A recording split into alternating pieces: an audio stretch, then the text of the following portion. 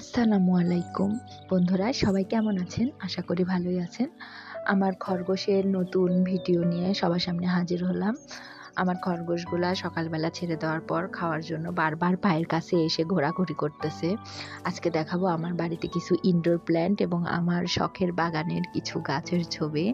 এটা আমার ঝুলন্ত গাছ। গাছটা বেয়ে বেয়ে যখন পড়বে তখন দেখতে আরো বেশি সুন্দর হবে।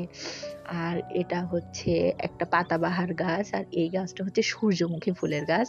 সূর্যমুখী ফুলের কড়ি আসছে, কিছুদিনের মধ্যেই ফুটবে।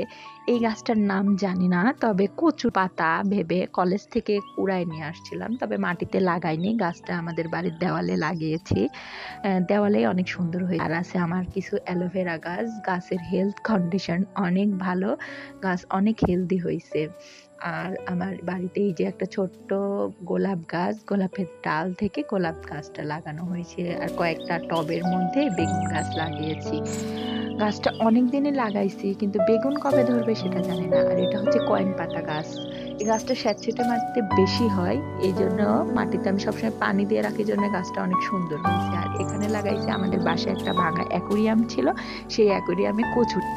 ধন্যবাদ বন্ধুরা, থ্যাংকস ফর ওয়াচিং।